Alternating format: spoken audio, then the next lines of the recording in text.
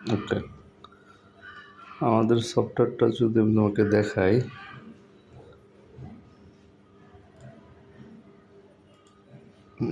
ইআরপিতে ঢুকলাম। হ্যাঁ, লজিক, এখানে পাসওয়ার্ড আমার নামে সব কিছু দিয়ে একটা এমআইএস থেকে করে দিয়েছিল ওইটাই।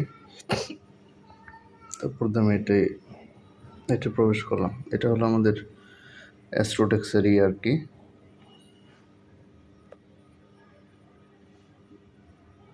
এইখানে হলো তোমার 4টা উপরে হেডলাইন আছে।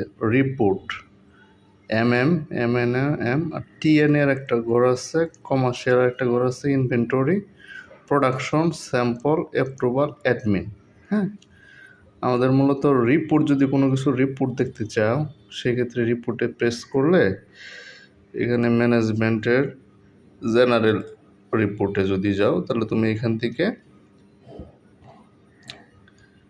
কি আছে, শিপমেন্ট শিডিউল, মানে তোমারটা কোন মাসে কোনটা শিপমেন্টের প্ল্যান আছে এটা একটা।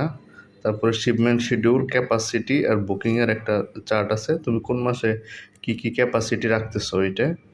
আর ওয়ার্ক প্রোগ্রেস একটা আছে, এটা সিমিলার টাইপেরই। আর প্রি কস্টিং আছে, বাজেট অ্যাপ্রুভালের একটা ঘর আছে। আর একটা আছে হলো তোমার শিপমেন্ট পেন্ডিং রিপোর্ট আছে। হ্যাঁ, শিপমেন্ট তুমি ও ইন করছো যেগুলা, ওগুলো তোমার কোনটা শিপমেন্ট এখনও যায় নাই, ওগুলো আর কি পেন্ডিং রিপোর্ট। যেমন তারপরে ডেইলি এক্সপেক্টরি রিপোর্ট আছে একটা, প্রতিদিন তোমার কোনটা এক্সপেক্টরি হচ্ছে। অর্ডার ওয়াইজ ডাইং বিল রিপোর্ট আছে, যদি বাইরে তুমি ডাইং করাও সেক্ষেত্রে ডাইং বিলের একটা ইয়ে আছে। অর্ডার মনিটরিং একটা রিপোর্ট আছে।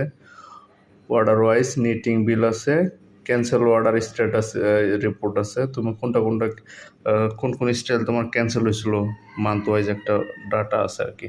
সাপোজ ধরো তুমি এখানে অর্ডার মনিটরিং রিপোর্ট যদি দেখো, মানে তোমার অর্ডার কি ইটি আছে আর কি। যেমন এটা ফ্যাক্টরির নাম দিলাম, বায়ার সিলেক্ট করলাম, তারপর দেন এখানে সাপোজ আমি মনে করলে সেপ্টেম্বর মাসেরটা দেখব। না, তুমি ডিসেম্বর মাসেটাও দেখতে পারো, তোমার রানিং মাস অক্টোবরও দেখতে পারো।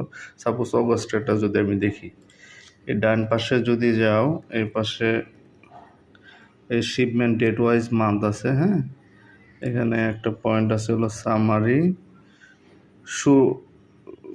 শু যদি দেই আমি। হ্যাঁ, এখানে আমার চলে আসছে অগাস্ট মান্থের যে ডাটাটা, অগাস্ট মান্থে আমার এই বায়ারের জন্য কি